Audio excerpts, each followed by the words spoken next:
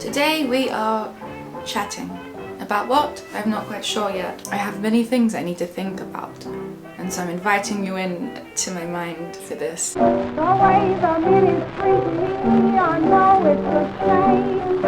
So as you all know, I'm currently at the phase of my novel where it's the end stages, and I've written so many drafts and it's with the agent and everything, but there's this midpoint and the protagonist doesn't know of this climactic point but hears of this climactic point, and so it's up to the protagonist to kind of decide whether they believe it, versus the perspective shift that is genius, which my agent brought to my attention, is that the protagonist is aware of this and does see it, but then has to battle the self-doubt and paranoia and kind of delusion that spirals into this big fat mess.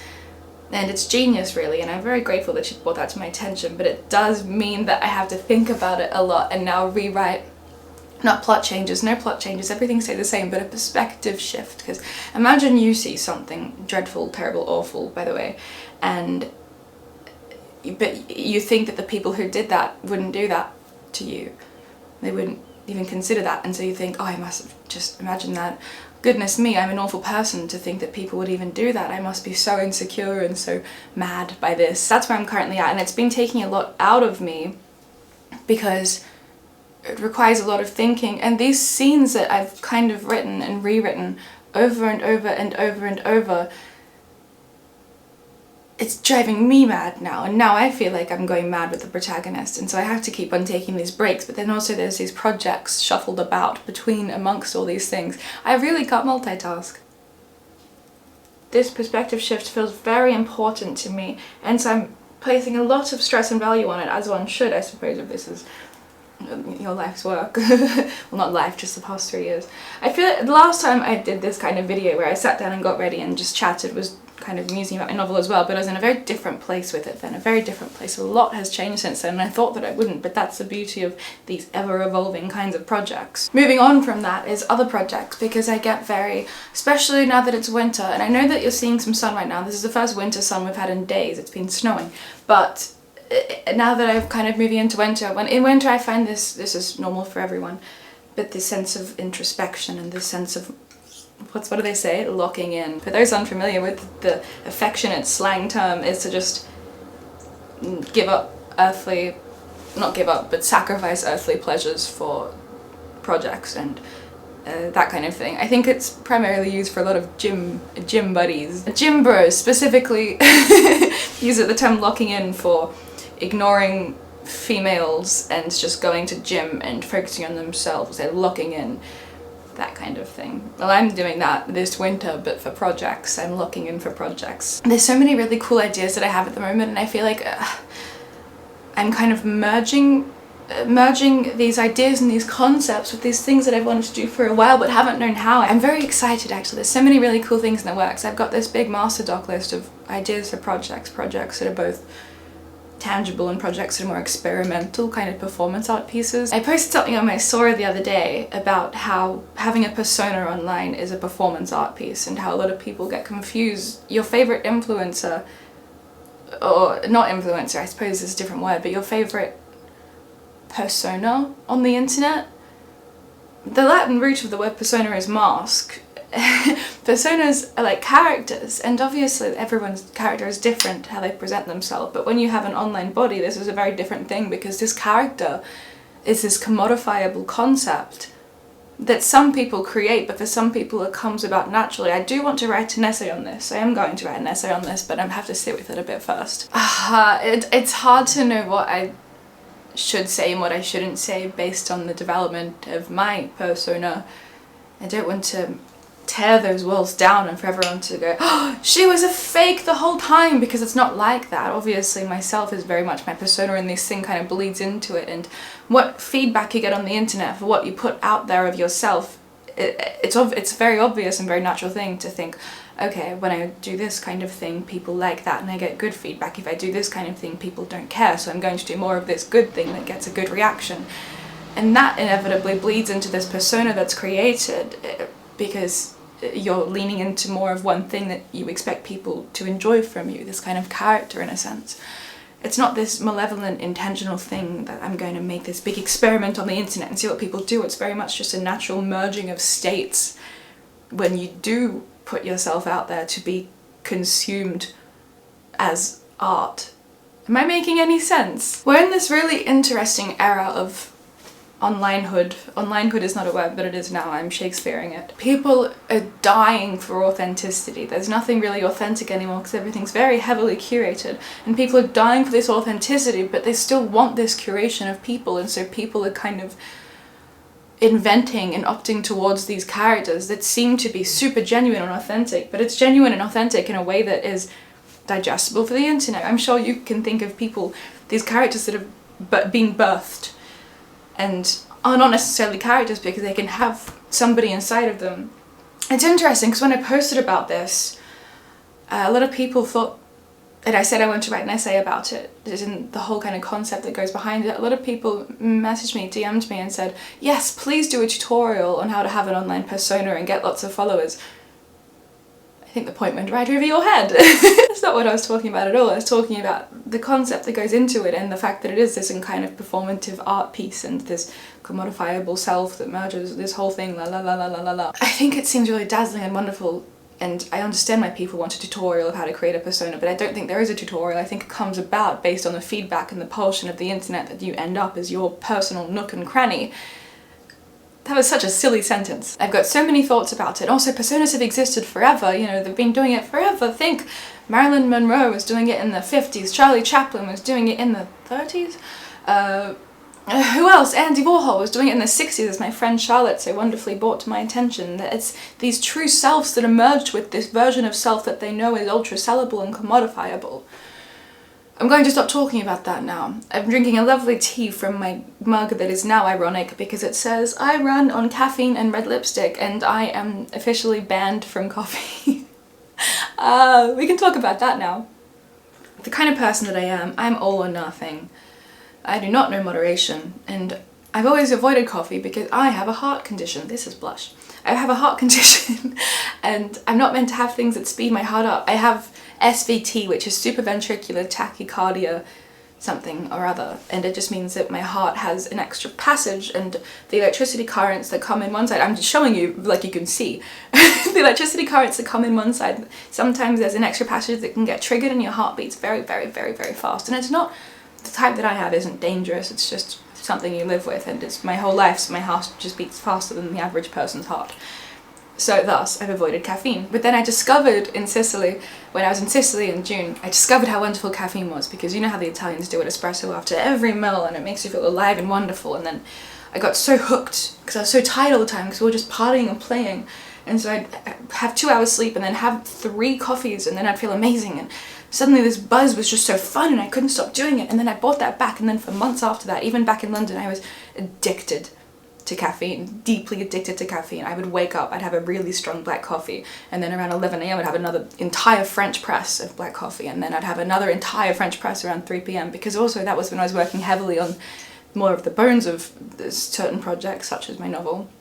And I needed this constant focus, this constant buzz. So I got really dependent, and then I started to feel a bit crazy all the time, and it got to the point where I'd wake up in the mornings and I would, you know, when you wake up, when you've trained your body to feel energized on this substance, and so you wake up and you feel dead, completely dead. But then I got so used to it that I thought it was normal. The amount of caffeine I was consuming was ungodly. If you flick back to some videos of that time period, all I do is drink coffee and talk about drinking coffee. I invented these kinds of things that I called them a mega cappuccino. A mega cappuccino. I invented a mega cappuccino, and basically it was just an excuse to drink cappuccino out of a bowl, and it was the equivalent of about 3 cappuccinos.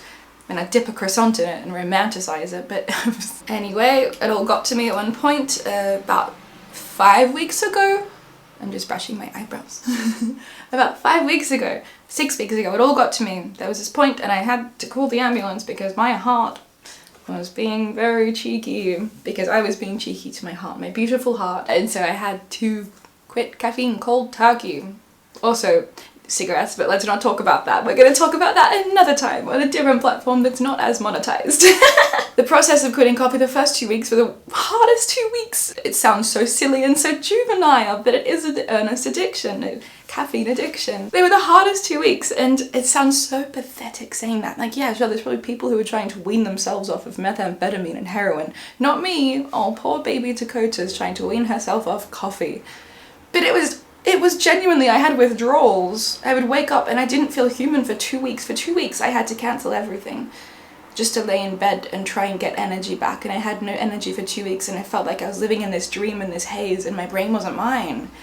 And I'd get headaches and I'd get shakes because my body was used to consuming so much coffee, about 5 coffees a day every couple hours.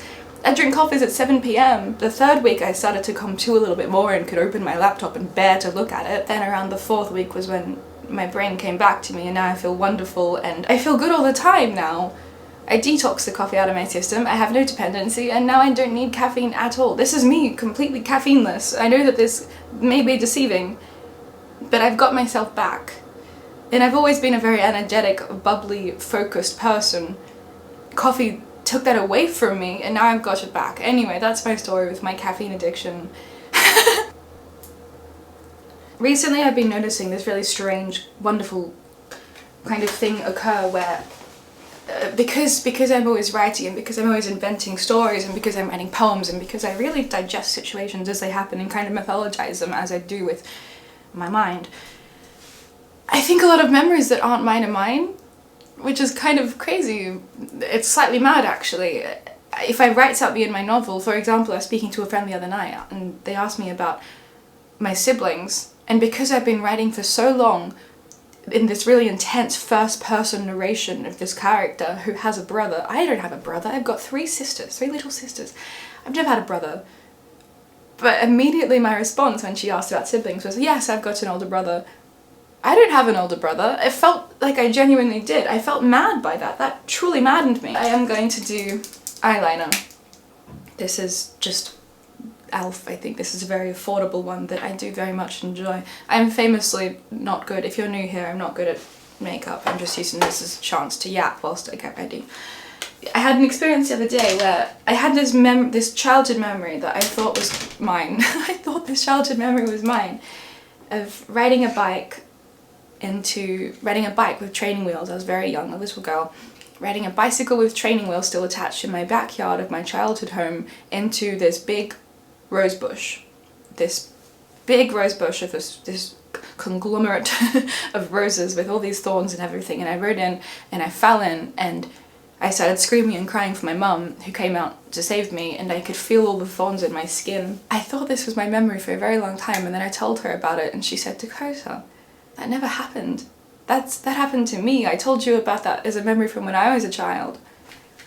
When she said that, I felt properly mad. I think it's because when she told me that, whenever how old I was, I must have thought about it so much and tried to picture it and be in her shoes, because that's what I do when people tell me things, that I invented that for myself.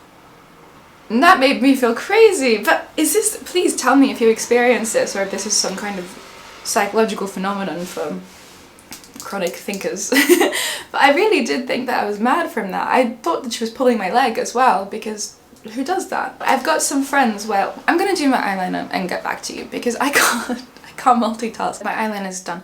I have this friend, and I'm going to leave this friend nameless because, you know, I mean, I've written about all of these things very intently in my journal. All these experiences that I say, I've detailed them in much greater detail, silly sentence, in my journal, and one day you are going to be able to read these. I'm going to publish all of them one day, just not now when all these names and people and situations are relevant and incriminating. I say that with somewhat innocence. I've got this friend. I'm going to give this friend a code name. Soup. This friend can be called Soup. Thinking about soup. Freudian slip. And this friend, Soup, I've mythologized this friend so much that I've invented entire stories about them, because this friend does not give away much about this Soup's self. You know, when you meet somebody who doesn't give you much, but they give you everything at the same time. They give you this kind of version of themselves, but you know they're giving you a version of themselves, and so you want to get a chisel, and you want to get a mallet, and you want to crack open their skull, like one of those big geodes and all the sparkly gems and whatnot inside. I want to do that to Soup. And in the act of trying to do that to Soup, because I think Soup's a very fascinating, enigmatic person, I've kind of invented these stories for Soup about where Soup came from and why Soup does this and why Soup collects this and why Soup is so interested in this and why Soup reacts this way when people say this. That I've turned Soup into a character by myself. And so now I really struggle to separate this version of Soup that Soup has given me, the true version of Soup, and the super version that I have created based on these things. Do you experience that? I'm thinking about that a lot at the moment. It's very fresh on my mind. The whole cycling story as well. I'm very bad at riding bikes. When I was in Norway, I stayed in Norway for a while, and I've got around via bike primarily, and for some reason, because many people ride bikes there, it was a lot easier for me to ride a bike because it felt normal, you know, whereas in other places that I've lived, it's been very different, and you feel like, especially, goodness, growing up in Australia, if you ride a bike, everyone hates you. Everyone absolutely hates you if you have to go on the road with cars. Cars will swerve to hit you. It's very notorious, probably awful, that Australians drivers hate cyclists, whereas in Norway it felt very normal and good, and so I was less afraid of it, but I'm still not good at cycling.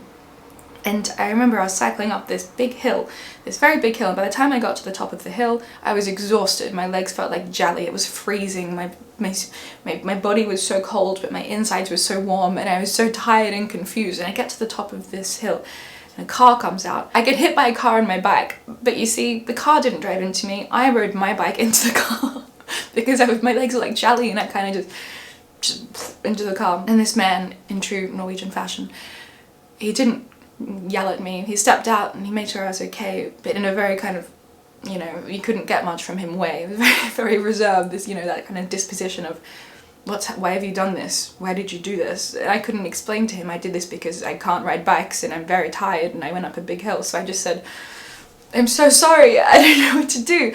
Like a big blubbering, babbling idiot. Anyway, ever since then I've been traumatized by bikes and struggled to ride bikes, and so all these memories that I've invented riding bikes, I just know aren't mine because I don't ride bikes. But bikes are they're so romantic. I can ride a bike, of course, but when I say I can't ride a bike, I don't mean the literal sense. I can ride a bike. But I get scared of the road rules and sharing with cars, and I get scared when I have to kind of go between a bus and another cyclist, and I get scared of all those things. I remember one time I was in Vondel Park in Amsterdam riding a bike, and I ran over an old man. I think about that so often, and then because I got scared and I didn't know what to do, I just cycled off. I did a hit and run. He was fine. I'm going to clarify, he wasn't injured. I just knocked him out of the way. I did a hit and run. Should I be admitting this? I think we've veered a lot from my projects conversation, my initial projects conversation, but what I'm saying is this is leading back to that because I want to gather all these memories and all these not memories and all these almost memories and all these versions of memories, and I want to collect them, and I want to merge them with my journals, and I want to publish them. Does this mean it's dramatized non-fiction? Does it mean it's elaborated non-fiction? Does it mean it's pure fiction? Does it mean it's some kind of merge in fiction and non-fiction if I can't even distinguish these things in my head? How do I communicate to readers what I'm not sure about and what I'm very sure about? And should I communicate that to readers? And so I'm in this really interesting point with this project because I've got a lot of great anecdotes that are all quite unbelievable, and I want to share those with the world desperately. You know, being in this position, being someone who's come from nothing and nowhere, the middle of nowhere, and come into living my dreams in the middle of everywhere,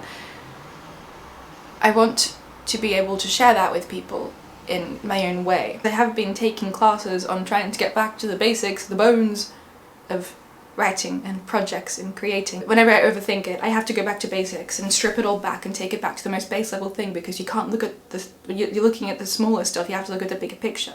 This video sponsor, who I work with a lot because I am a genuine, earnest fan of this platform, is Skillshare.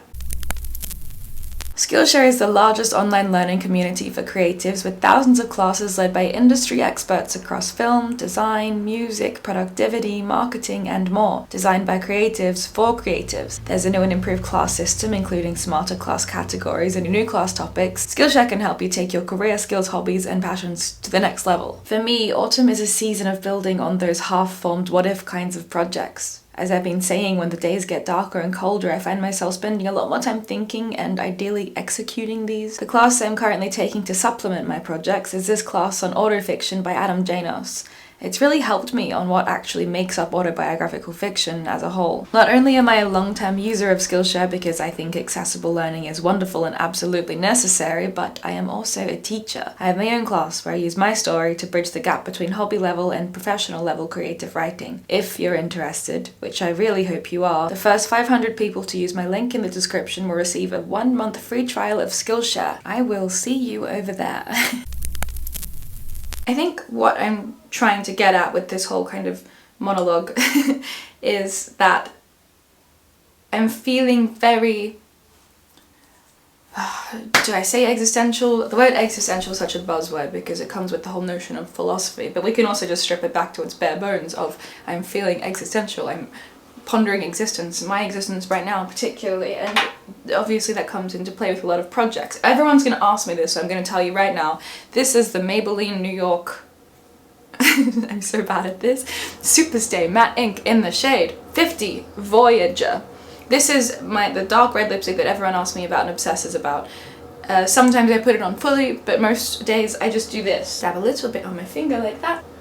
I like a subtle red, kind of like that. And then I rub it between my other fingers, and then I use that like blush just here, because I think that the most important thing that I like to do for someone who sucks and knows nothing about makeup is that I like to match my lips to my blush, because I think that just looks very put together. I think I've put too much on, and that's okay, because nothing matters. What matters is the art that we create and push into the world, and that's what I'm talking about, and that's what I feel crazy about, and that's what I feel mad about, and I feel like I'm putting so much importance on it because it is the most important thing in the whole entire world. And I think I'm thinking, I think therefore I am, I think therefore I think. I'm thinking a lot about personas and versions of self, this kind of cyborg art piece versus this in-person kind of behind closed doors locking in version of self, and I'm thinking about the emergence of those, not just for myself, I'm thinking about everybody. Everybody has a persona that they present themselves with, and I'm thinking about how this bleeds into art.